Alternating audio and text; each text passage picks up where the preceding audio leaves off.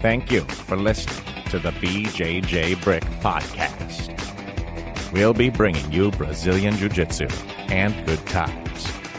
We hope to flatten your Jiu-Jitsu learning curve, help you get the most out of your grappling ability, and meet your goals both on and off the mat. Welcome back, my friends, to episode 316 of the BJJBrick Podcast. This week, we have a special guest who's been on our show before, Dante Leon. We're going to have a great show. He's going to drop some knowledge, going to help us all get better at jiu-jitsu. And as usual, I'm here with my two partners in crime, Princess Leia and Darth Vader. How you guys doing today? I'm doing good, Gary. How are you? Good. Well, Joe, his nickname, as you can tell now, is Darth Vader. And Byron, why do people call you Princess Leia? Oh, man, I am out of my element here, guys. I can't think of how I could relate. Also, it goes way, Gary. It goes way back to when he first started jiu-jitsu when he had the longer hair. You trained with him. You remember he used to put it up in two little buns on each side of his head. Thank you, Joe. Yep, and it was great because it gave you, a way to control posture pretty easily, and that's why, Byron, I know you went to shaving your head. Yeah, I went from never escaping a guillotine to doing a little bit better. Yeah, yep. But, that's one of the reasons why we've always called him Princess Leia. And the other thing is, I know he's always liked large lightsabers. So those two things lead to us calling him Princess Leia. And I look really good at a dress. Or a.k.a. a gi. Oh, there you go. Thank you, Gary. Yeah. But, yeah, we got a great show ahead today. Dante Leon is back, and it was really cool to talk to him before ADCC. He's ramping up for that, and he's been doing great ever since. Well, he's doing great, but since we interviewed him, he's really as we talked about in the interview. You kind of knock on the door at the black belt division, and sometimes it looks like he kind of kick the door in, and he's here. And he's doing very well, competing with the best in the world. So real fun to have him on the show and to kind of look at his perspective on training and getting ready for big competitions. So before we get to that, we got a few things here on the list. We have an off-the-mat lesson. And just yesterday, guys, my wife and I went to a sunflower patch. It's like a field here in Kansas. Yes, Gary, have you been? No, but I saw an ad for it the other day, and I was thinking of hitting it. Yeah, we went a little bit of a drive, but that's fine. And we get there, and it's what you think it is. It's a bunch of sunflowers. They're tall. They're like 6 feet high. The heads on them are the size of basketballs. They're maybe a flat. Basketballs are a round object. These are kind of flat. But anyway, they're big, way bigger than I anticipated. But they have a whole. Said.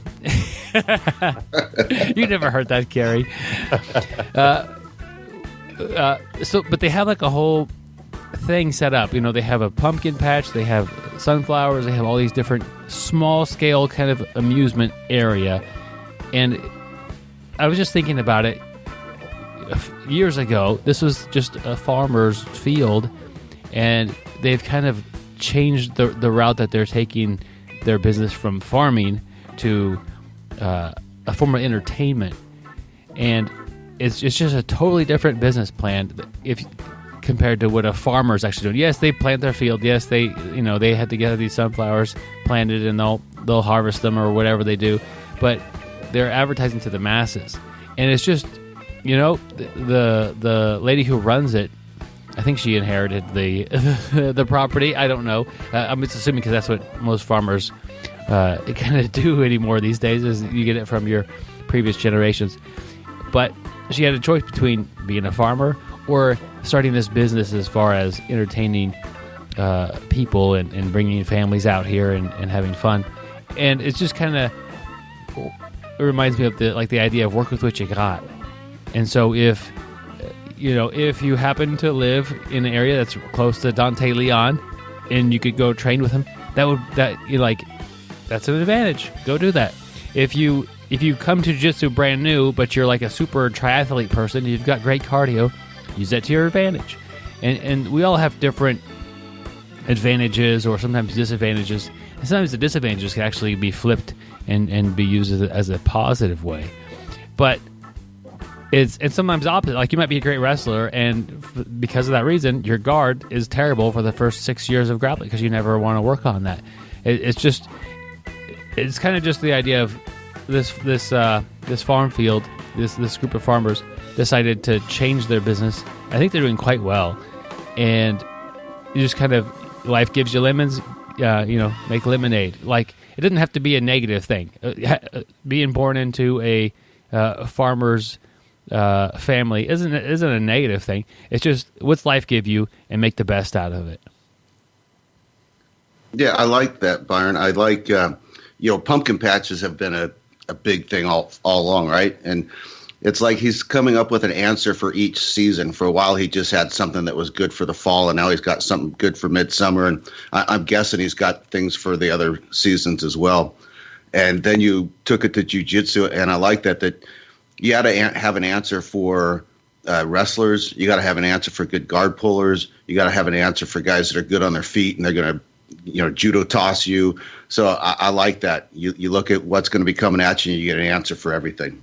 Yeah, and part of the ways I think you find those answers is to kind of alter your training a little bit, maybe play a few games on the mats.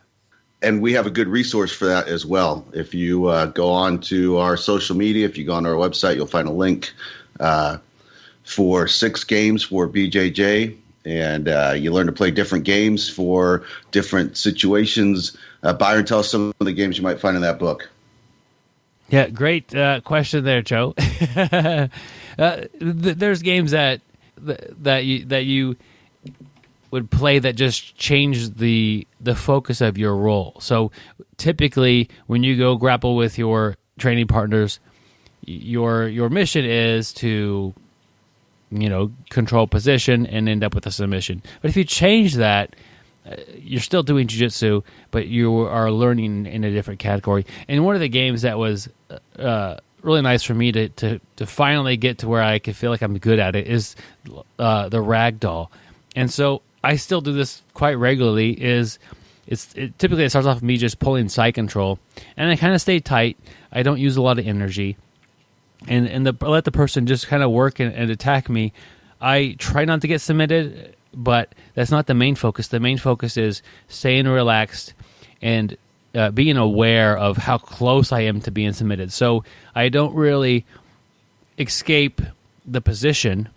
I like to take the submission apart before it's too late. And if I act a little bit late, then I get caught. And so it helps me understand that boundary of when is it too late to try to escape versus when am I don't want to be escaping the position, because that takes away the thing. So it helps me with my awareness of how close they are to finishing their attack. It also helps me with my escapes as well. That's just one of them. It's called Ragdoll. There's 6 games on here, and they change your objectives while rolling. And your training partners, you can tell them. You don't have to. I usually don't. I just roll in, and I roll a little different way, and they get to do a bunch of different attacks on me as I'm working something else in my game that's not normal.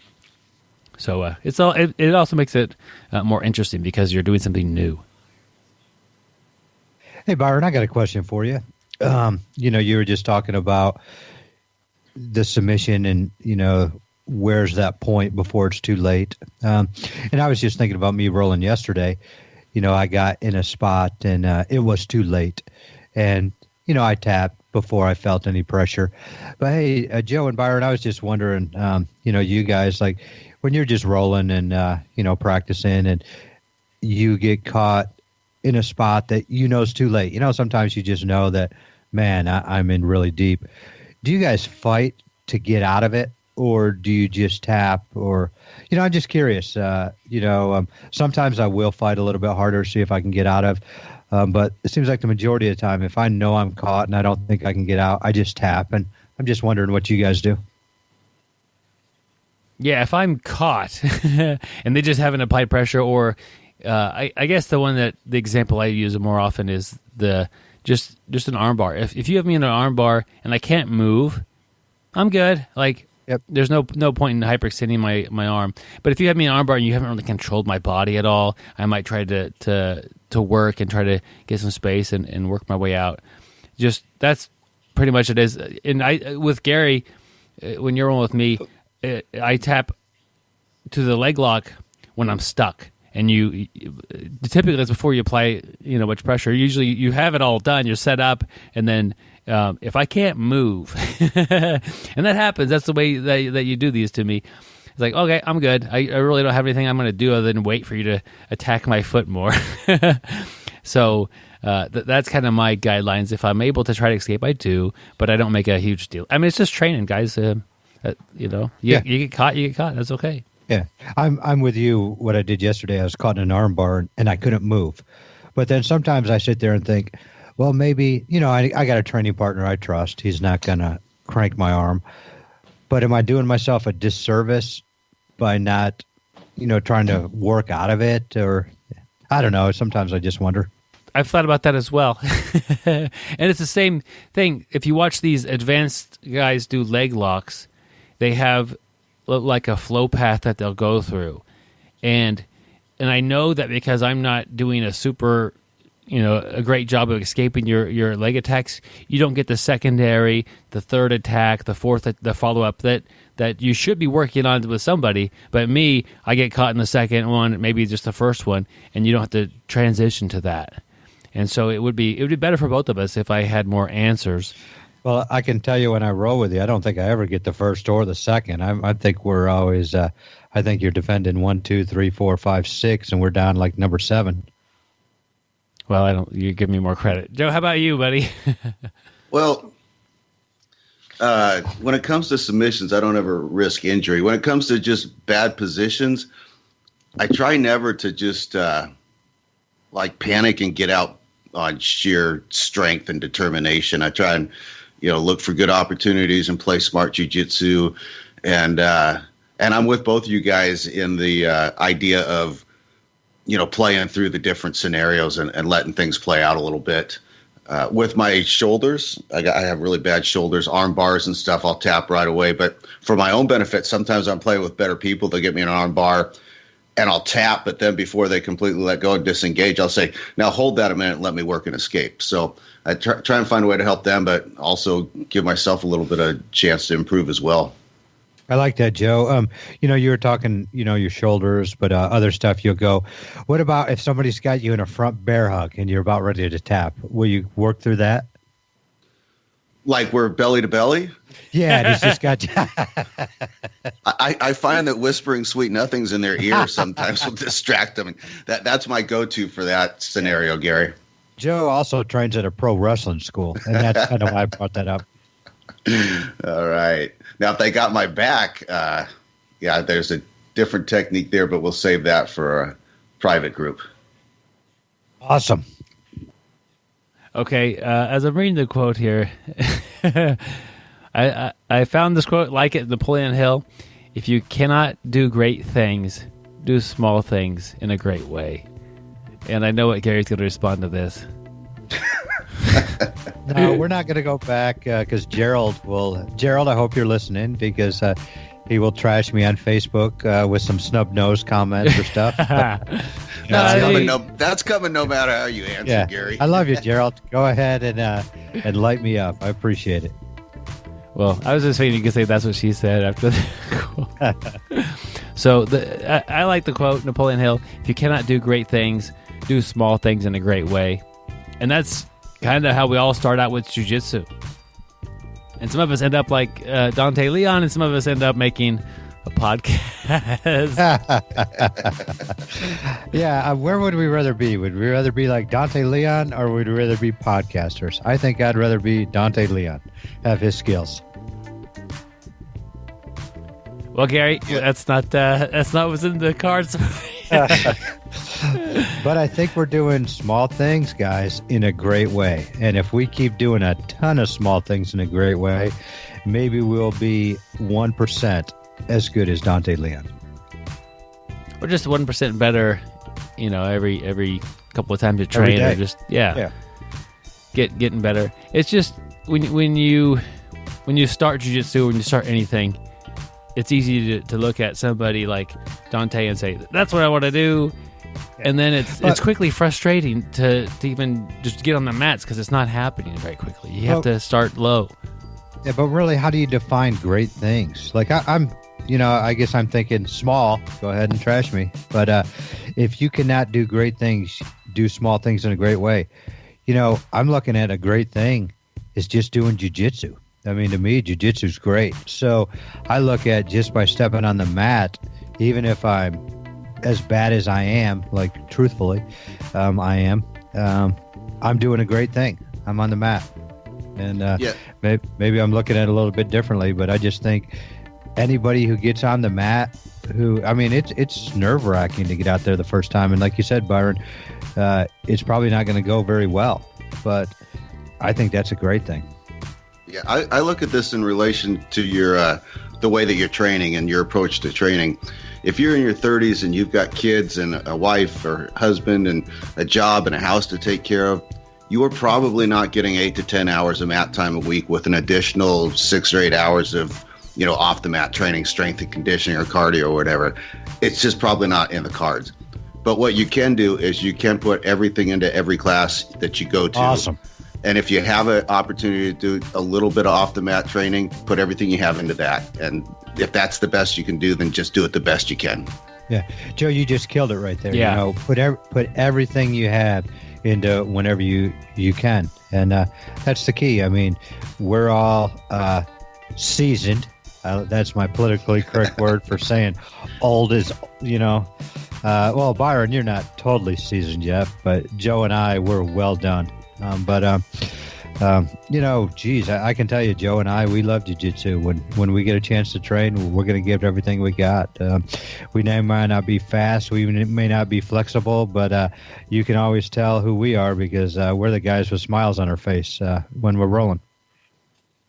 Yeah, that you guys really have made this a better quote than I anticipated. But I like it, Joe, as far as when you show up, do your absolute best. So if you're busy, maybe work exploded on you, you got a bunch of stuff going on, you make it once this week, maybe once this month, make that day a great thing. Like make it, don't just show up and piddle around or whatever. This is your one time for the week to go train. You got to have a great training session. So do your best in order to make it that. Yeah. And, I look at it this way. If you cannot do great things, if I'm busy with work or family and I can't show up to jiu-jitsu all week, do small things in a great way. Maybe I can go run for 15 minutes, keep my cardio up. Maybe I can, right before I go to bed, watch a YouTube, match or something or a video and keep my mind sharp. And keeping my mind sharp or keeping my heart in good condition, if I do a small run, it'll help me the next time I get on the mat so I can do, give it everything I got while I'm there. Awesome. Well, guys, I think we're ready for our interview with Dante Leon. So here we go. He is the most interesting grappler in the world. His De La Riva guard was so strong that his opponent's mom fell over. He has never gotten mat burn, but sometimes you can find burn marks on the mat. Neil Armstrong watched him roll and said it was the most amazing experience of his life. I don't always listen to podcasts, but when I do, I prefer the BJJ Podcast. Stay sweaty, my friends. All right, my friends, I'm happy to bring Dante Leon back to the BjjBrick Podcast. Welcome back to the show. Thanks, man. I'm glad to be here. Second time here. Yeah, happy to have you here. You've been a busy guy. You've been really tearing it up out there. Yeah, man. I've been super busy, like competing like gi and no gi and all rule sets like year round. I think last time we talked on here was 2017, I believe. Yeah, I just Googled you and BjjBrick and it popped up as February 2018, so it might have been early 2018, late 2017. So yeah, it's been a while. Yeah, it sometimes, I mean, not a lot happens in a couple of years, but you have done a lot in a couple of years. I'm very excited to see you at ADCC coming up here shortly. Hope to be there in person with you, cheering you on. Yeah, man, it's going to be awesome. I think so many people are just traveling out there to watch it because, it's ADCC. It's like the biggest tournament, has the most clout and prestige. But I think this year is going to be pretty special, so it's going to be awesome. Yeah, this will be a good thing to see, or if you're you to participate in, but that's not for for most of us obviously, but just to be there and be part of that, I'm excited to take part in that just as a spectator. But I don't want to get too far ahead of things. Tell us a little bit about yourself. A little bit of your martial arts career and where you're training at. Yeah, so I'm 24 years old now. I'm a black belt. Have my black belt for just over 2 years, just about 2 years. And, I train full-time. I'm a full-time athlete. I train in Toledo, Ohio. Live here and train full-time out of GF Team Toledo, Trevo Training Center. It's my main training spot. And pretty much all my training, everything I do is here, man. I don't really go anywhere else to train. I have a great team here, great guys here, and we're a real tight-knit family, and this is where I am. That's awesome. And training, competing, gi, no gi, what takes up most of your training time? It all kind of depends on like what time of year you're in and what's coming up, I would say that the majority of the training was in the gi, because most of the team and everything does gi. For the first part of the year, I was pretty much training like all in the gi. But now that I'm for ADCC and there's a big emphasis on wrestling, there needs to be a lot more focus on no-gi specific training. So I am training quite a bit more no-gi now, almost 100% no-gi, because we're about 7 to 8 weeks out now. So. Yeah, and just, we're recording this a little in advance here. So are you training with the rule set in mind yet, or are you just training more no-gi and more wrestling stuff, and you'll add the rules in later? No, definitely specific. There's you can never take away your jiu-jitsu training, like, attacking, submissions, sweeps, playing guard, all that stuff, but you got to be aware of the change in the rules. The change in the rules is drastic. Seen a lot of guys go in there who are very well decorated, like super, super good guys in jiu-jitsu, but they go in there without the proper knowledge of the rules and they lose. So definitely have to pay attention to the rules and keep them in mind. You got to make habits and not really change so much, but really be adaptable and be knowledgeable with the rules that they have, because they're different than anything that we compete in. Yeah, and kind of watching the clock. I guess I haven't really looked into the rules this year. Are they out, or are we always assuming that the same as last year or last 2 years ago? I mean, the ADCC rules are the ADCC rules. Usually, there's slight changes in everything, but there's a lot of things that are different, and it's kind of known across the board. There's penalties for certain things. There's a big emphasis on wrestling and the standing game. So that stuff's kind of been the same since like forever, in at least the 2000s. So that's pretty much what they are. Yeah, and there's the no points for the first half of the match or so, and then they throw the points in. That I think that's to try to encourage early action and get you to just attack and not really worry about a negative point starting behind things just because you were going on the offensive. Is that accurate? Is that what they're thinking there? I think so, man, because I think that ADCC, you get to see some of, if not the most exciting fights for a tournament, because, like you said, the first 5 minutes is just kind of open field. Either you can decide you got two guys in there that are going after each other trying to submit, or you got guys in there who are waiting for the last 5 minutes for points, and then it's going to be explosive because 5 minutes isn't a lot of time. Yeah. If you're just waiting to get that point advantage and you don't ever plan on submitting somebody, yeah, there's no point in doing a whole lot of work at the beginning where you might get caught. I guess that sometimes that can work in the negative as far as creating action. But typically, ADCC has a lot of great matches, and you do as well. So I'm sure you'll do great in that format. Do you like to have, from a fan perspective, it appears to be two different things happen in competitive grappling. Sometimes you get, you're having a match with one other person, and you're able to maybe study that person and learn, a way to attack them, or you're thrown into a big tournament like this, and you really don't know who you're going to have matches against. So is it more focusing on yourself and just making your game as sharp as it could be versus trying to learn about your opponents, or do you still need to do quite a bit of that? Oh, no. So, you do have to be aware of your opponents and who you could possibly face, but at the same time, you can't waste too much energy about it because it's a 16-man division, ADCC. There's 15 other guys. I really don't know how the bracket's going to play out. It could literally play out a million different ways. So I can't put too much focus and energy into somebody else.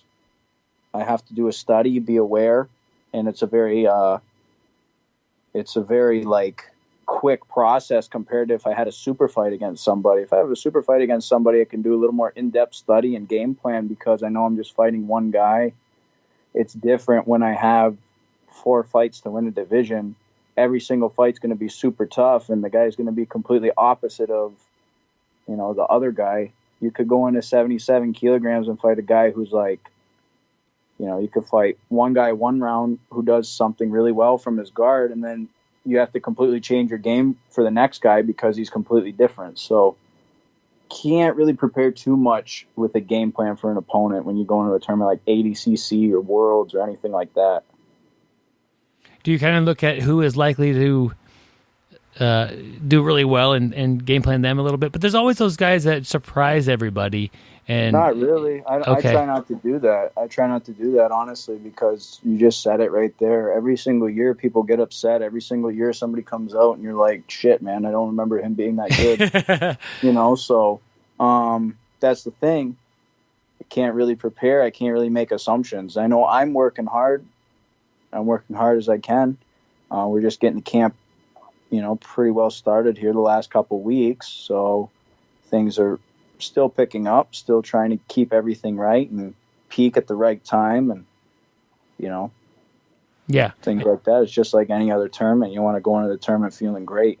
I know everybody else is working hard. This tournament comes once every 2 years, and it's similar to like a Olympic championship for our sport, regarding jiu-jitsu. So I'm sure everybody's giving everything they have. So I don't know who's going to make the improvements compared to last time I seen them out there, and they don't know about me either.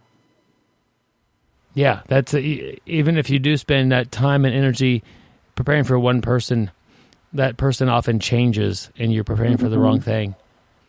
So yeah, exactly. It's always worth it to work on yourself and make yourself the best grappler you could be, and try to get that offense going a little early. That's what you seem to do well at. Yeah, for sure. You never know who's going to be. You never know what's going to happen. Every year there's a breakout guy. Every year there's a guy who, last year he was middle of the pack and now he's elite. What happened? Everybody's sitting there scratching their head. Honestly, I think I was one of those guys. I was a guy who was really good and knocking on the door, and then I think I kind of kicked the door in this year as far as my super fights and tournaments and everything like that went. And I put together a pretty impressive streak. So I think I'm one of those guys, and I think I might be somebody that people are keeping their eye on. But in 77 kilos, you have about, all 16 guys you should probably keep your eye on. Yeah, very crazy division. Yeah. Yeah. That transition from being a guy that, you're still relatively new black belt. I mean, a lot of these guys have been to more ADCCs, been doing that for longer than, it seems like for a long, I don't know. That black belt division goes very deep. And some of those guys have been black belts for 10, 20 years or, until they start to feel their age and they say, okay, I'm good. But what was it like, that transition from being, getting that, you're very well as a brown belt and now as a black belt, and then kicking the door in, like you said. You went from knocking the door to kicking it in. What was that, just a thing that required more training, or did you do anything different to get to that point where you kick that door in? So my training has always evolved, and I'm sure if you talk to me like a few years from now, I might be training a little differently than I am now, but I always train super, super hard. I'm the hardest worker, you know what I mean? I work my ass off, so and I'm dedicated. So if something changes in my training, it's kind of just like some minor things as far as like programming and things like that go. But what happened was black belt's tough, Black belt's not, it's different. So it took some adjustment.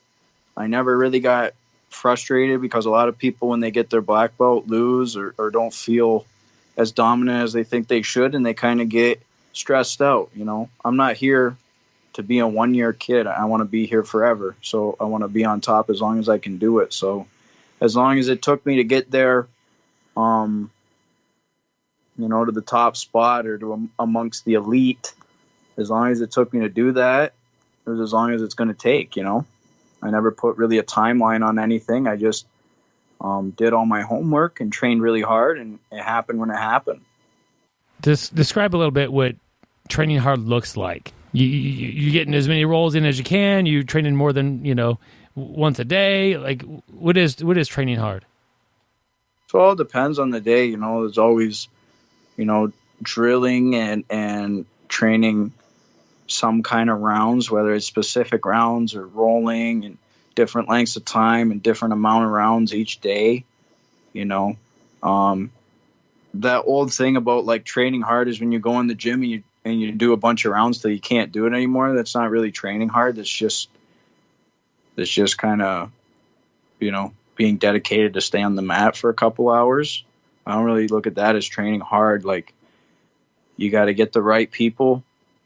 You got to train like with a crazy, wild intensity, and you just have to push yourself. So that's what my live training looks like. My drilling, I wrestle a few times throughout the week. I'm lifting 4 times a week. So some days I'm having 3 and 4 training sessions, especially with ADCC and these no-gi fights coming up, with having to keep an eye on weight and having to play towards the rules. I might have to do some specific training at night, or again during the day. So training hard is depends, whether I'm training, 2, 3, or 4 sessions in a day, they're all going to be like hard. You're going to be exhausted at the end of the day.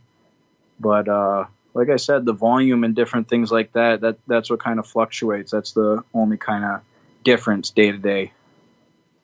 And how do you train with such intensity and remain relatively uninjured? So I have to, touch wood, no injuries on the way, first of all. Want to stay healthy. But how do I stay healthy, training this much? Lifting, I think, is a huge thing. I think a proper lifting program, I'm not the guy who's going to sit here and say, like, what program is the best in the world. Like, things work for everybody else. Different things work for different people. But if you have a good lifting program that can strengthen your body, like the main thing to do in the weight room is to strengthen. If you can strengthen your body, you can stay healthy through a lot of things. Your body can take more abuse. Your body can take more damage. Your workload increases, and you stay healthy. You're able to battle through injuries. I think another thing too is you have to be able to identify what's pain, what's an ache, what's sore, and then what's an injury. I think people are quick to pull back on the reins a little bit when they feel something that's not normal, and I don't think that's exactly right. I think you got to push yourself, man. This is a professional sport. It's going to suck. Some days that you're in there, your shoulder's bothering you, or your knees banged up or whatever, but you have to go, I think to a point, you got to go through some of that. You have to be able to identify what's okay to go on and what's not good. If you need to go see a doctor or get a second opinion, that's up to you. But You gotta go through some stuff, you know? Yeah. If you're talking to like a teammate and they're saying, I don't know, my shoulder's bothering me. Shut up. But how do you tell the difference? Like if someone's trying to, like maybe they need to have surgery on their shoulder, or maybe they need to just tough it out a couple of days, or maybe just loosen it up on the mats and they'll feel better. Is it just the amount of pain, and you've experienced it so many different times, you know what's serious and what's not? I mean, if you needed surgery, you probably couldn't move, or it would probably inhibit you to the point that you couldn't train. And even if you couldn't train, you could probably do something at the gym that you could do. Like, you know, if your shoulder was really bad, maybe you could, like, you know, play lasso guard on your good side and just do like drills and specific training from there. Maybe, I don't know, you know, maybe you do need surgery. Go get surgery, get healthy as fast as you can, and come back. But if you're going to show up to the gym and say my shoulder is like quote unquote sore, I mean, I don't know. I don't think just because you're short. I mean, I'm different. You know, I'm different. You're a professional athlete, and anybody who's like like, you know, into the more new age thinking is probably going to listen to this and be like, you know, this kid's crazy. Don't listen to him, and you know, that's up to whoever. But when you want to do these things, I believe you have to have a certain mindset, and you know, little bumps and bruises and minor injuries cannot derail you. Absolutely. There is always something you can do. You know, there's guys who come in the gym and had, you know, weightlifters, Olympic weightlifters and power lifters and CrossFit athletes who get rotator cuff surgery, and they're with the cold pack on their shoulder, you know, 2 weeks after surgery, and they're in there squatting. Or they have surgery on their knee and they got their leg propped up on a chair and they're bench pressing, or they're doing chest work and shoulder work. So there's not really an excuse to say like you're going to sit out of training because something's sore. You know, either you're at the doctor scheduling how to take care of your injury or get surgery to fix it, or you should be in the gym doing something. Especially with jiu-jitsu, there's so much variety of things you could try to work on. I think with anything, this is a professional sport, just like everything else is a professional sport. Yeah. Like if you're a basketball player, you had to have surgery on your knee, like Klay Thompson, for example. I'm sure he's not sitting on the couch playing Xbox. You know, I'm sure he's doing something for his hand-eye. I'm sure he's sticking to his diet. I'm sure he's trying to get strong. I'm sure he has a goal in mind of when to return. He's trying to do something to strengthen his leg. He's doing something. Doing something, you know. And I know he's paid millions of dollars, but we also have the label of being a professional athlete. We just don't play in the NBA. You know, so that you have to be a little bit tougher in the fight game. You have to go through a little more shit. So that's what I think. And anything, man, you got to bite down sometimes and just go through it. And that's if you're a professional. You know, if you're just a guy who is a hobbyist, is just a student, which there's nothing wrong with, I will never advise that person to push through pain. You know, if they're doing jiu-jitsu to enjoy it and have fun, and it has to be very like relaxing and everything like that to them. And if something inhibits them or they feel pain or discomfort and they choose to sit out, I'm 100% supporting that. You know, what I'm talking about is the, you know, professional athletes. You're saying like, if a guy from my team shows up and says like, I'm not going to train today, like, you know, I'm banged up. Like, no, probably not. Yeah. You know, but if a blue belt shows up, you know, to the gym and he does rolls when it comes time to roll, and he says to the instructor, you know, hey, I'm real sore, like my knee's bothering me. You know, absolutely, he should be allowed to sit out. He should be allowed to rest. There's no pressure for him to be a competitor. He doesn't need to be at a certain level or anything like that. So different for different people. But with professional athletes, I think 100% have to push through. Yeah. Because it's just, I mean, you're probably sore right now to some degree. Of course. Yeah. And so if you listen to that all the time, you wouldn't get to train the way you do and get the results you do. So, I tell people all the time, like, some people older than me and some people younger, they say, like, they talk about like the pain in your body and everything. I said, like, hey, the quicker you make the decision that you're never going to have another day of feeling great. You're never going to have another day of waking up like feeling like you're like without pain, without nothing, you're just feeling great. The quicker you accept that, the better you're going to be, because those days are pretty well over. If you're training 5 and 6 days a week, or you're doing something every day of the week, whether it's lifting, jiu-jitsu, cardio, anything like that, your muscle's always going to be sore. You're always going to aggravate soft tissue and joints and ligaments and things like that. It's unavoidable, So the quicker you can come to terms with, like, this is how I'm going to feel, this is how it is, I think the better off you'll be. But coming up to a big tournament or a big match, do you taper back your training a little bit so you do feel better when you step on the mat, or do you? Oh, absolutely. So what's that look like? Like, when does that begin? Like, your training has to peak at the right time. So your training is going to come up in intensity and volume, and then it's going to start to come down, and people start to come down at different times. Some people come down 4 weeks before, 3 weeks before, 2 weeks, 1 week. Some people I know train right up to the day of the tournament. Everything works for everybody else. You know what I mean? But I'm definitely going to taper down and bring the training back. Still have intensity, but just lower the things that could, risk me injury. There's going to be no heavy lifting. Definitely the week of the tournament, 10 days before the tournament. There's going to be no kind of like crazy rolling sessions where it's super sweaty in the gym and it's basically like MMA. There's going to be none of that. Those things are going to start to come out, and they're going to be replaced with different things that are still going to keep intensity and still keep the heart rate up, but not as risky. And that's it. Maybe do some different things, some more recovery kind of things, like, the cold tub, the hot tub, massages, yoga, whatever you need to do. That's how it looks for me. And then in theory, you walk on the mat and you're feeling the best you've felt in a long time, and you grapple like better than what you can in the gym, because you feel good and you have all the skill and all the timing, all the knowledge, but your body feels really good. Is that for sure? That's the goal. But I'm going to tell you right now, like, anybody who tells you they step out on the mat and feel 100% and they don't feel a single ache or pain, or like that's what they want to do, is a liar. You're always going to feel something. Yeah.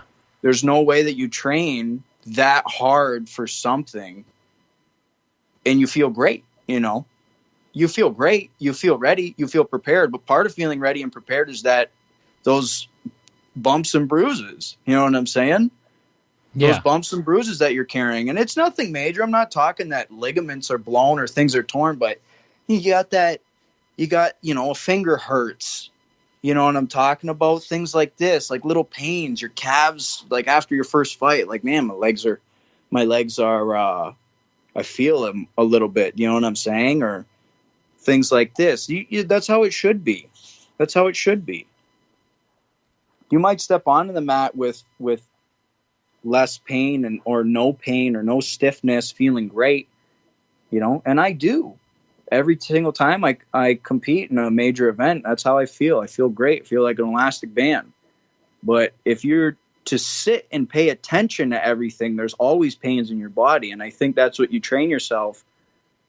If you don't answer to those pains and those little bumps and bruises, you train yourself to have a mind that you're always good, right? You're always feeling good. You don't feel those. You feel them, but you're not answering to them, because every day you're going and you're working that discipline. You're building that regimen where you show up to train every day, regardless of what happened. You didn't get sleep last night. You're a little sick. You're feeling under the weather. Your girlfriend's giving you a hard time. Your shoulder hurts, whatever. You suck it up. You go train, and you bring the same intensity and work ethic every single day, no matter what. So I think by doing that and building that habit, you form a way that no matter what you're bringing into the tournament or what you get during the tournament, you can show up and train and you can fight with anybody because you do it every day. You know? Yeah. You've talked a little bit about your team. Tell us about your team and maybe highlight a couple of people that really help you out a bunch in getting ready for big events. So every single person here on the team helps me out a ton. You know, the guys here, Kelly Highmore, he's like the main guy, the main sponsor here, and he's a very, very close friend of mine. We've known each other a long time. We work together, you know, extensively. He doesn't train jiu-jitsu per se. You know, he used to train back in the day, but he's always a big help for me and pretty much everything, everywhere in life. Gutenberg Pereira, he been probably my longest mainstay training partner. We trained together for a little over 4 years now, coming up on 4.5 years actually by the end of this year that we've lived and trained together. And we've known each other, you know, for a little longer than that. And for the first 2 years that I was here, it was just he and I training exclusively. So imagine how many rounds we've trained. The other guys here, Mauricio Oliveira, Leonardo Silva, Hiago Adão, they're my main training partners, or the guys I train with mainly. And then everybody else who helps me out, Foxfire Wrestling here in Holland, Ohio, right by Toledo. They're guys responsible for my wrestling, and Kevin Contos responsible for my wrestling. So, like I said, I get everything right here in Ohio. Dan Jones at EAL Sports for some of my lifting. I lift a lot on my own as well. Programming done from a guy who trains at Westside, Burley Hawk. So pretty much everything I got is kind of right here, right around me. So it's good. Do you look for certain teammates to help you in certain elements of your game? Or I find myself doing that a lot. Like if I want to work on getting out of, I don't know, triangle chokes, I'm going to gravitate towards working with these couple of guys, or, you know, that sort of thing. Do you do that, or are you just training, kind of just mashing up with everybody and putting your game against their game? Well, I train with everybody, but every single person has their own style and gives you different challenges. So each person, if you have something that you're working on, you know, for example, if you're working on guard passing, Leonardo Silva is a great guy to do it with because he has an extremely flexible guard and it's extremely hard to pass. If you leave like 1 centimeter of space, he'll retain his guard or put you back inside. If you want to work on your guard, if you're trying to play guard with Mauricio or Gutenberg, that's going to be a huge test and a great gauge for you because they're great guard passers. They have great pressure, great movement. So if you want to try and work on some kind of sweep, some kind of guard that you're working on, those are the 2 of the best guys in the world to try it on. Just for the listeners out there, we don't all have the best guys in the world to try things on, but you have people who are competitive against you, and that's what you're doing there. But you have to go up to that high of a level to find that. But you know, it might just be, you know, you're blue belt and you're working on your guard passing. You might match up with a purple belt that could really give you a hard time to pass his guard. Yeah, and really, really be honest and find the best guys. A lot of people out there want to, like, you know, don't work on your guard passing if you're a purple belt with a blue belt or a white belt who you can smash, or another purple belt who you can just beat the shit out of. You know, find somebody who can push you, maybe even somebody who's better than you, and be able to put yourself in spots that you're not the best at, that you might be a little vulnerable in, and work. Yeah, that's good advice for everybody to hear out there. That's how we get better at jiu-jitsu. For sure, man. Have to. Training room's just a training room. Nobody cares about the results in the training room. You know, only people who's, you know, if people, nobody really, like, people do that in gyms, and it's kind of sad. Like, talk about how they trained with somebody, like, they smashed them today, or I did this or did that. And really it doesn't really matter because we're all here training to get better at jiu-jitsu. It really doesn't matter what you did to him, whether you beat him up or not, you know? Yeah, it's the point of the training room, whether you're a competitor or not, is to get better in that process. Right across the board, you just said it right there. It's the same.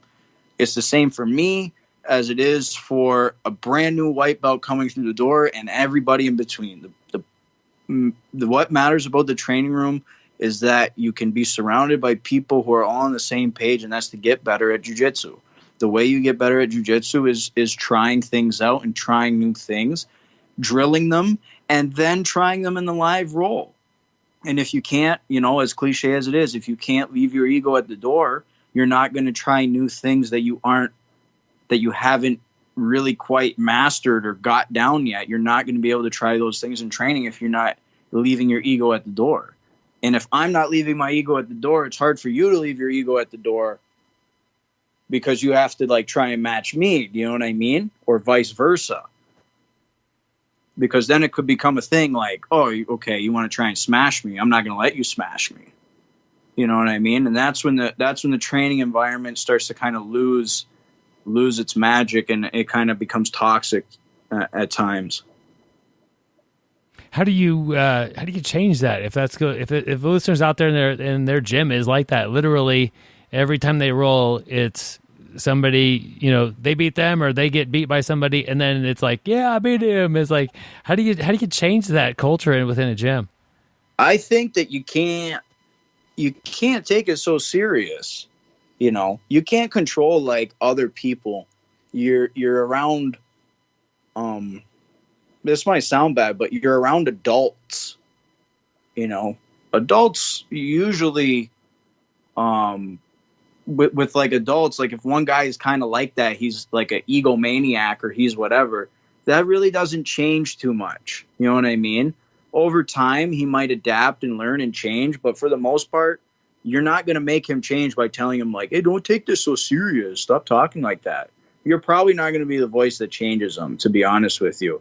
You just can't take things so serious. You are here to get better at jiu-jitsu, so you have to try your best to put all that feeling aside and all that BS aside and really go in there and focus on what you want to do, what you want to get better at, and go from there.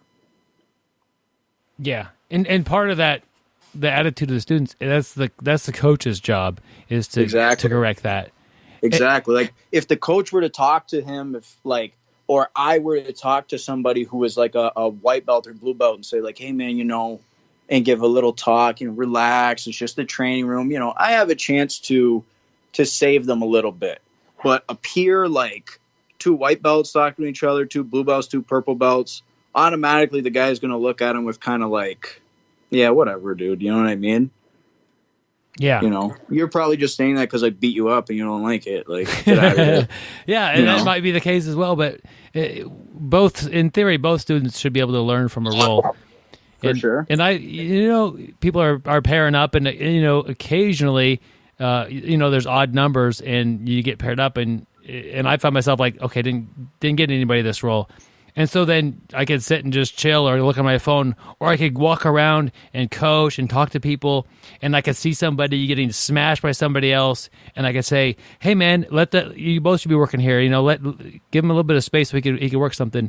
And that's something that the person who's getting smashed would not ask for, but it's going to help to where not only one person's having a good time or learning something or just smashing somebody, that actually some jiu-jitsu happening opposed to just smash face for 5 minutes. Exactly. That's another thing, too, that you see people do. Like, if somebody gets in your half guard or a guy gets into somebody's half guard and starts, like, head squeezing them for 5 minutes and then the buzzer goes, it's just a complete waste of a round. Yeah. That's you didn't learn anything. You were probably miserable, or you just applied pressure. Which if you're go lift weights if you want to work out like that. Like the weights don't mind, and they're heavier. So yeah, that's a good point. If you're stuck in a place or you're sticking something in a place and not wanting to do anything with that, you're basically not learning at that point. Yep, and that's the thing. Like, All right, so let's just give like a example, like just a story, basically. If you were at the gym and like there was a guy who he was super, super strong, and you played deep half guard. Every time you went to deep half guard, he'd squeeze your head. He was a head squeezer. He'd pass your guard, probably not submit you, but he'd pretty much smash you all the time, right? Sure. You have to try and do something different in that round to get something out of it. Because if you are constantly just going into the deep half guard and letting him squeeze on your head, you're going to figure out how to hold him in the deep half guard. You still haven't found out how to sweep him because you can't sweep him from there. Not yet. Not with the current technique you have. So now you're just wasting every roll you have with him. Try something else. Put him in the butterfly guard. If he passes your guard and smashes you, so what? He's going to pass your guard and smash you anyway if you go to the deep half, right? Try something. Try and take him down. Try and play a different guard. Try and use another sweep. Don't get in that habit of like, oh my God, I just have to hold him here so he doesn't, pass my guard or squeeze my head off. Gotta try something. Yeah. Or you could ask the person, hey, you seem to be annihilated in my deep half. Any advice for me? And a lot of times that person will know your answer to your problem. Exactly. So just by changing the idea that, we're not in there fighting while we're training and rolling. We're in there trying to get better. And part of that could be helping your teammates and talking to them or telling them what they're doing wrong or asking for advice. That's not what you would do in a fight. Like, what did I do wrong there? But it's what we're doing in training, and it's how we get better. Yep, exactly. You've got some sponsors. Last time you were on here, you were sponsored by Monkey Tape. Are you still? Yes, I am. I'm really, really happy being sponsored by Monkey Tape, not just because the product's so good, but good people, Yeah, and that's cool that that relationship is holding. Sometimes people get sponsored by somebody and they, give them some free stuff for a little bit, and then that's kind of it. But it sounds like you have a good relationship with them. Yeah, for sure. They're good guys. You know what I mean? I really like being with them, and I'm a true supporter and a true believer in the product they offer. It's not any, there's no like false promotion here or false media. The stuff really works and it's great, and I stand behind it 100%. So how does it do a better job than, I don't know, regular tape or the thing you buy at the store? The next best thing for tape for fingers that I used was either hockey tape or what was the other one? I can't really remember the other one that I used, but it was very similar to hockey tape. So hockey tape was good because it's used to being on the ice and the blades of sticks, so it gets to deal with water. Okay, so I don't even know what hockey tape. Hockey tape is what you tape your like the stick with. I know so little about hockey. Hockey tape, like the hockey tape you use, you tape like the butt of your stick, and then you tape the blade, and the blade of your stick is what drags on the ice, so it gets to deal with like the moisture and stuff, so it doesn't just fall off. It just lasts a little longer and better than just like regular whatever tape, right? Yeah. So, that's pretty much what was like the best thing to use, and what I found the best thing to use for me was. But I started to use Monkey Tape, and you could wash your hands thoroughly with soap and water and scrub your hands, throughout the training session and sweat and everything, and then you still have to find the end of where to peel it to take it off. Wow. And when it comes off, there's no glue on your fingers or anything like that. So it's really good, man. They really got it figured out. It's like they make it in the right sizes and all kinds of sizes, some for fingers, some for, different injuries or different pain you'd have on your finger and all kinds of things like that. So it is really, really good. Really, really good stuff. That's good to hear. And, as I'm trying to ask about how hockey tape is even used, I'm reminded how little I know about hockey. And in fact, a little off topic, but I train with the police department here, and we get like new recruits in and teach them a little bit about ground fighting. And my example that I use every time is hockey. I say, how many of you people know how to play hockey? And I'm in Kansas. Nobody knows how to play hockey here. And so they all say no. And I say, how many of you guys know how to skate? And maybe one or two will say yes, but most of them say, no, I don't know how to skate. And so, like, I'm going to, like, okay, you guys don't know how to fight either. You might think you know how to fight or to control somebody or to grapple, but unless you know how to skate, you can't play hockey. And unless you know a little jiu-jitsu or a little wrestling, you're not going to be able to fight very well. And so I'm going to teach you basically a little bit how to skate today, and you need to learn more of that. But like, you could be big and strong and tough, but that doesn't make you good at hockey. And it also doesn't make you good at jiu-jitsu or grappling. You need to learn the skill behind it. And it's just, I didn't even know if it's called a hockey stick or what the term was. So I've described it because I don't know. It's always my go-to here in Kansas because nobody knows how to, play hockey. Yeah. Right. But, and so what other sponsors do you have there? So I have Monkey Tape. I have Armbar Soap Company, another company that the exact same as Monkey Tape. I stand behind. I use their products and everything like that. I think some of the most stylish clothes and gear out there, man. Their clothes are sweet. I like the soap. I use the soap all the time. I have all the flavors and not flavors, but all the scents, flavors, like you eat the soap and all that stuff. But I think their clothing, like their jackets, their sweats, their T-shirts they make, their stuff is just so good, man. Cutting edge for sure. Yeah, it looks like even you go to the website and you click on the apparel section, it looks like they should be a clothing company. Like they are, I guess. And they're always like sold out too. Like people love them, Yeah, people love the Armbar Soap stuff. Cool. That's and I'll put a link to both those. Any other sponsors you want to mention? Yeah, Hold Fast, Fight Gear. My gi sponsor, good dudes, great stuff. If you ever want to order from Hold Fast, you got to get at me. I'll give you a code. Okay, and how could they get at? What's a good place to get a hold of you at? So to get a hold of me is pretty simple. I have Facebook that I still use. It's just my name, Dante Leon, and then my Instagram. I'm on here. I don't post a whole lot, but I make it a goal to answer everybody's question and everybody's message. I get a lot of questions I probably get more questions like 6 to 1 about my weightlifting and strength training compared to jiu-jitsu or anything like that. So I make it a goal to answer everybody as fast as I can, and I've kept up with that. So if anybody has any questions or anything, or want to get at me for any reason, it's Dante Leon BJJ.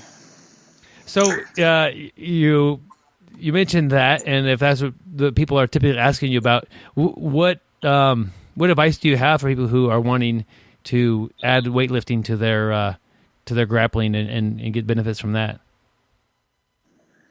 So if you want to get benefits from weightlifting, so first things first is, if you want, this is for guys lifting to get better at jiu-jitsu, right? Yeah. Okay, so you can never forget that you're lifting to get better at jiu-jitsu. So you're lifting to get better at jiu-jitsu. You're not lifting to get a deadlift PR. You're not lifting to be a power lifter. You're lifting everything you're doing in the gym. And you can be hunting for PRs in the gym, because it is good to say, I deadlifted 3 plates. My goal is to deadlift 4 plates by whenever. I'm not saying that's wrong, but you're not here to be a power lifter or a strongman. You're here to be better at jiu-jitsu. So you have to play around with a lot of different weight trainings and programs and stuff, I think, to see and do your homework and see what works. Because some people are going to do the training that I do and go no way, I can't recover and do jiu-jitsu the next day. I feel like shit. You know what I mean? I just feel so beat up, my legs or my back or whatever. So you always have to do something that by the next day, no matter how sore you are, you're able to recover and train jiu-jitsu. well, not train jiu-jitsu like dog, like train jiu-jitsu well. Yeah, that's just remembering that why you're doing it, and have it not affect your jiu-jitsu in a negative way the next day or that evening if you train in the evening and you lift in the morning. That's good. And you know, you're in your early 20s. You're able to recover pretty quick, and I mean, you have that. You're an athlete, and so somebody who like me, I'm 40. Like I start to lift weights, and then I'm going to feel a little negative. But hang in there and get your body used to that regimen of doing some weightlifting and then training afterwards, and you might be able to get your body to adapt to that and get increased performance out of that as well. No, for sure. Like you're always, if it's new to you, if I were to go right now and do long distance running, I would be so sore and beat up that I might not be able to train very well the next day because I don't do it. You know what I'm saying? If I were to go and do like swim laps, like 25 or 30 laps in a pool, or go ice skating for 30 laps around a hockey rink, I'm going to be super sore because I don't use those muscles. You know, I'm trying to strengthen my whole body, but those things are very like unique and different, and things that you don't do, you're going to be sore. If you don't squat with weight on your back often, you're going to do like 3 or 4 sets of squats, and you're going to be so sore the next day, you're going to think you injured yourself. You know, there's an example I always use. You know what a reverse hyperextension is?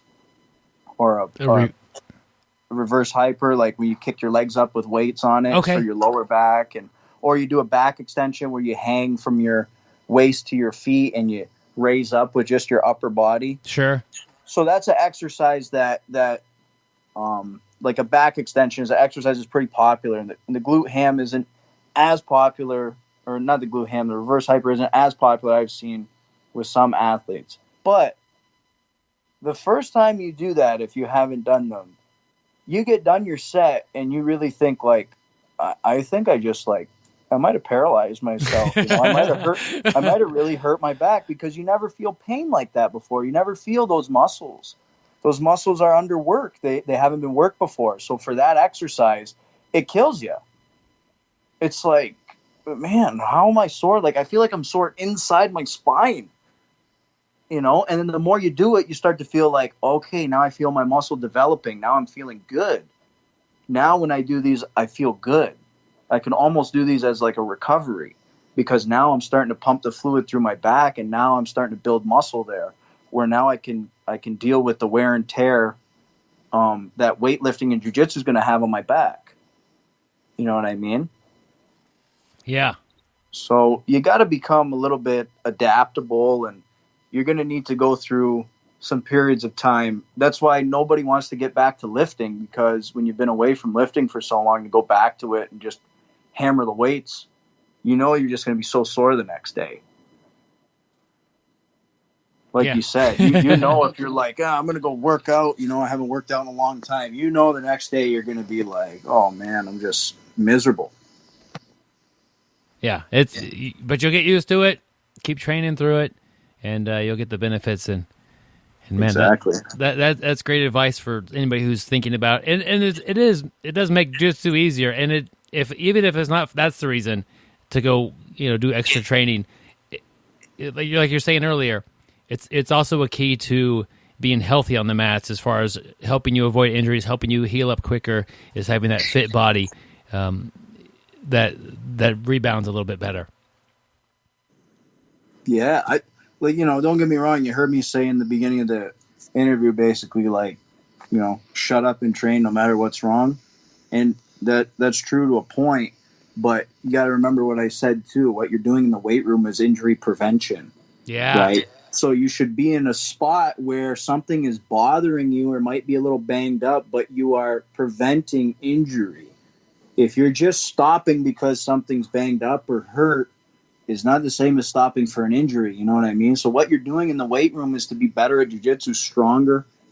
It's also to be injury proof. That's the goal. You're just so strong you don't get hurt. These things don't hurt you anymore. You know what I mean? That's like that's like the ultimate right there. So that's the thing. Lifting's huge injury prevention. Yeah, that's I don't. A lot of us, don't really worry about competing or worry about how strong we are. But if you could stay on the mat longer because you do some weightlifting, I think you sell a lot of people on that right there. I mean, it makes you healthier. It makes you grapple healthier. It gives you more days of mat time as well. Exactly. And if you can go through those little bumps and bruises and things that are kind of holding you back, you're going to start to uncover some great results, Yeah. Man, Dante, I had a pleasure talking with you today. I'm excited to meet you at ADCC. I'll be there as a spectator, as a fan, and hopefully covering it a little bit for the podcast here. But excited to see you in action, my friend. Sounds good, man. I look forward to seeing you out there, and I appreciate you having me on the podcast again. Yep, anytime. Thank you so much. Yeah, you take care now. Man, it was great to have Dante on the show. I look forward to seeing him at ADCC. I am planning on going out there. So if you're going to be at the event, send me a message, bjjbrick@gmail.com, or message me on Facebook, and Byron Jabara. So I like to hang out with you guys and enjoy the big event together. So I'm looking forward to meeting a lot of the superstars of our sport, and also meeting the superstars that are the everyday fans that listen, and that it's always extremely motivating. Like at the BJJBrick event, when you meet somebody who listens to the show and they have a little bit of feedback or whatever, like, man, that really is cool, because we get downloads and stuff like that, but those are just numbers. To meet some people, to put some faces behind some emails, and it's amazing. It feels really good as a content producer to meet people who are out there consuming the content. So if you're in the Anaheim area or you're going to ADCC, let me know, and I'd like to find some time and say hi and chat with you guys if you guys are out there. So cool. Anyway, hold on, just real quick. Just if you guys do hook up with Byron or send him an email, don't be nervous. When we were talking about the Princess Leia haircut earlier, he does not have that anymore, so you won't be embarrassed.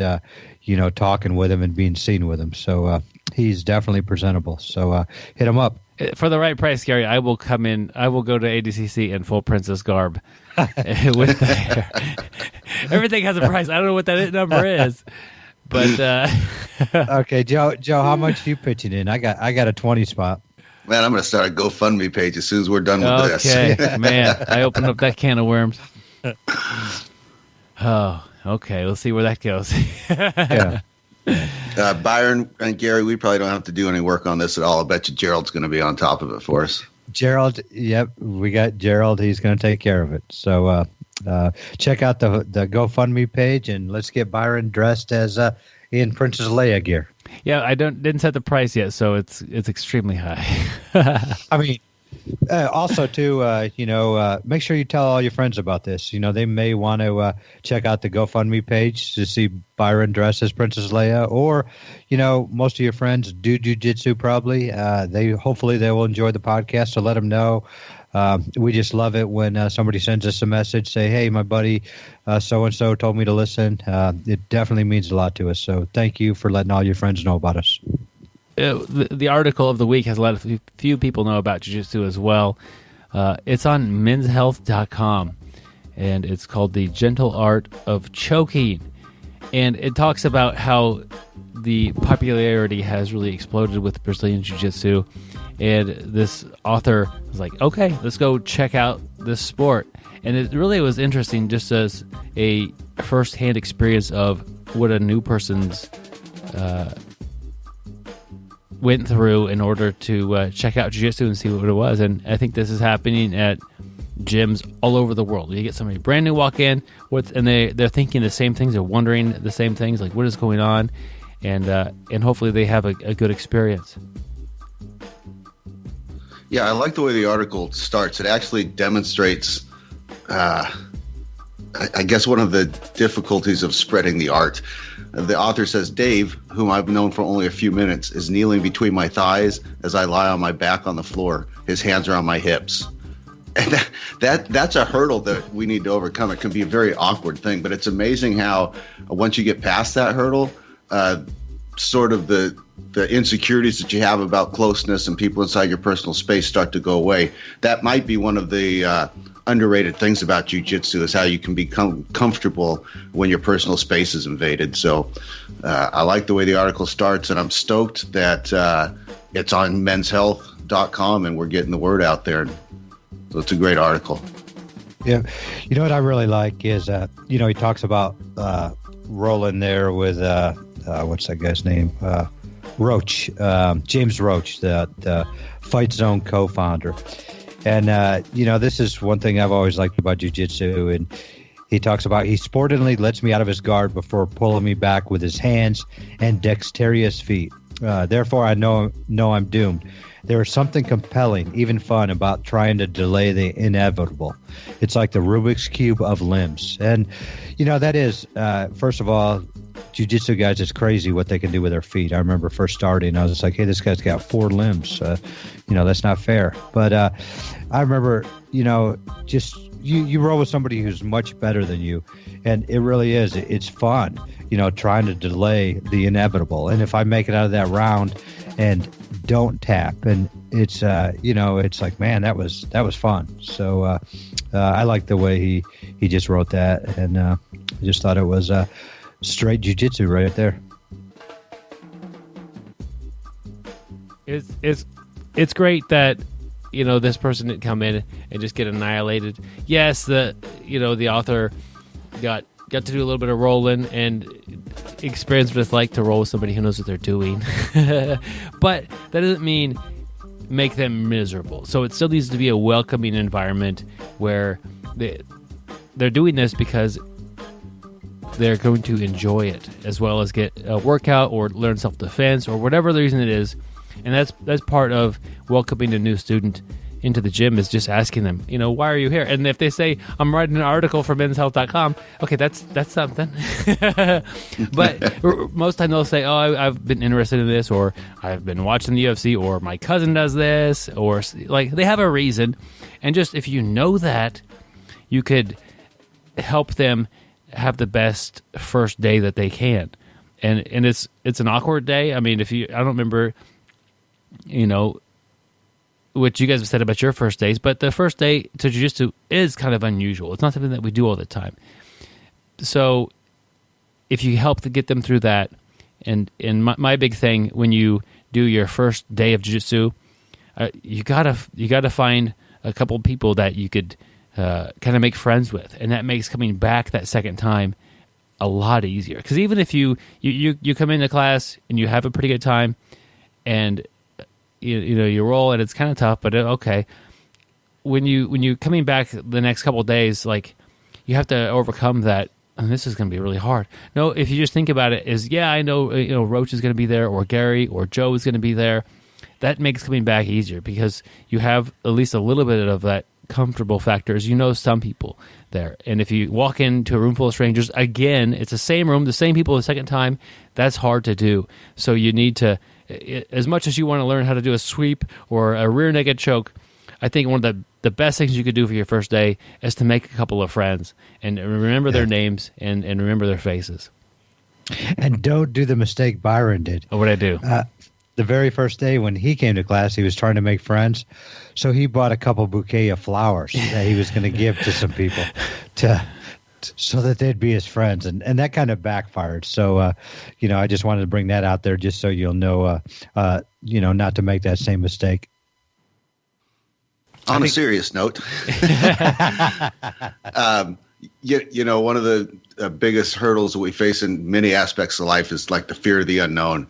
And I think my first couple classes were made much easier by the fact that I got into jiu-jitsu because I signed my kids up first. And I watched the kids class for several months, and, the adult class would follow, and I'd stay and watch part of that. And like you talk about knowing people, by the time I finally started training, I knew the instructor pretty well, had said hey to the guys as they were coming in, the adults for class. And I had watched some of the class, so I knew what to expect. I don't know of a jiu-jitsu school out there that would tell you no if you said, hey, I just like to watch a couple of classes. So if you're really, really nervous, but you really want to try it, maybe just go in and watch a couple classes. It'll give you time to meet people, and it'll also give you a little bit of idea of what some of the vernacular is, and you'll know what some of the guards are, and it might give you a leg up. So that's one thing to consider. Joe, that's a great idea. It's kind of like warming up before you get there. A little bit of what's going on. Maybe you've said hi to a couple of people, or, at least you recognize some faces. And Byron, I remember you did that too. You showed up and watched a class before you actually took a class. But I think that's a great idea, Joe. Yeah. And so to flip that over and cook it on the other side, if you're training and somebody is there watching and they don't, like they didn't just drop off somebody or they're not somebody's ride, they're sitting there watching. I think it's important to have a few people talk to that person in a welcoming way. And it's a different feel than if they just sit there in a chair, watch class, and then leave. If you just chat with them and ask them what's your name and what brings you in and have you ever done just some general conversation that you have with somebody that you don't know, and just be welcoming. And that's a role for any student. It doesn't need to be the coach that always helps the new person. I'd rather have a friendly student versus a grumpy coach talking to the new person. So not that our coaches are grumpy, but if the coach is having a rough day, the role it transcends the belt rank and any sort of a thing you have at the gym as far as being a coach. It's just the role fits better with somebody who is a good people person. Well, and you're just helping your coach out too from a time management perspective, because during class the coach has a lot of demands on his time and he's trying to run class, and it might not always be easy for him to get over and talk to a new student or a visitor, but oftentimes you're an upper belt, you can take a minute off the mat and go say hi. So it's really a team effort to grow a school. Yeah, and it's just going to help everybody at that school. The more people you have, the more access to classes you're going to have. They're probably going to have to make more classes, more times. The more people you have at your school, the more diversity you're going to have, the more, different styles you're going to see. It's just going to make everybody in that room better. So, as Joe said, it's a team effort to grow your school and attract the new people and make them feel welcome. Yeah. And I'm always like the coaches, okay, guys, let's run some laps. And I'm like, oh, there's a new guy I need to talk to.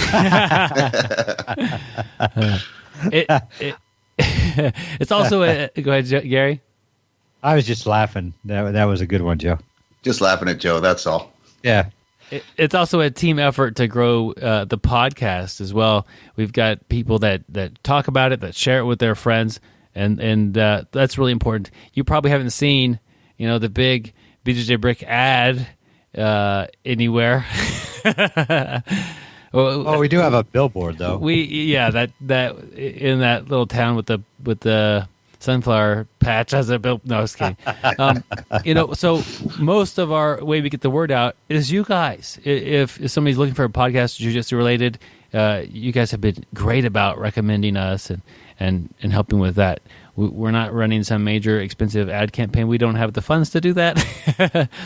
But we do have a great team of people who help get the word out, and definitely you could be part of that as far as just tell your buddies about us. Also, part of the team is our Patreon supporters. I want to highlight Gudrun, Mislav, and Craig as our Patreon supporters to talk about this week, guys. Man, 3 loyal supporters. And they have our 5-inch BjjBrick gi patch, the original. If they want the new one, so we have a brand new patch, guys. If you look at the logo, there it is on the cover art. I want. So what we're doing now, I'm kind of jumbled up here, is I have some of both. So if you sign up now, I'll mail you the 5-inch BjjBrick brand new gi patch, and I'll throw in the old the throwback patch. And a BjjBrick sticker. So I send you as much stuff as I could stuff in a little envelope and put a stamp on it and send it anywhere in the world. And those are just tokens of appreciation for your support. And what Patreon is, it's a website that helps content producers. So you could pledge like $1 or $2 or $3 per episode. And when those episodes come out at the end of it kind of goes at the end of the month or whatever. Your pledge goes through, and that really means a lot to us, and it helps keep the show getting better and more stable as well. If you already have, let's say you signed up a year ago and you've been a great loyal Patreon supporter for a year, and you have the old patch because we didn't have the new patch back then, send me a message, bjjbrick@gmail.com, saying, hey, I'm a Patreon supporter and I would like the new gi patch. Here's my current address, and I'll just mail it right out to you. I want to take care of you guys. You guys have been great with taking care of us, so definitely want you guys to have both of the gi patches. So it's pretty easy. There's a link in the show notes if you're interested in finding us on Patreon. There's also links to the article of the week and to Dante's social media. It's all there on the show notes on your phone that you're listening to right now. Joe, what do we have next week, my friend? We have my first jiu-jitsu coach, Nick Unander. Had a great conversation with him. Looking forward to airing that in the next episode. So check us out next week, and we'll see you then. Until then, stay sweaty, my friends. And don't forget to shower. Train hard, train smart, get better, guys. We'll see you on the mats. Thank you for listening. I hope you find the time today to roll. After all, the best way to get better at Brazilian Jiu-Jitsu is to do Brazilian Jiu-Jitsu.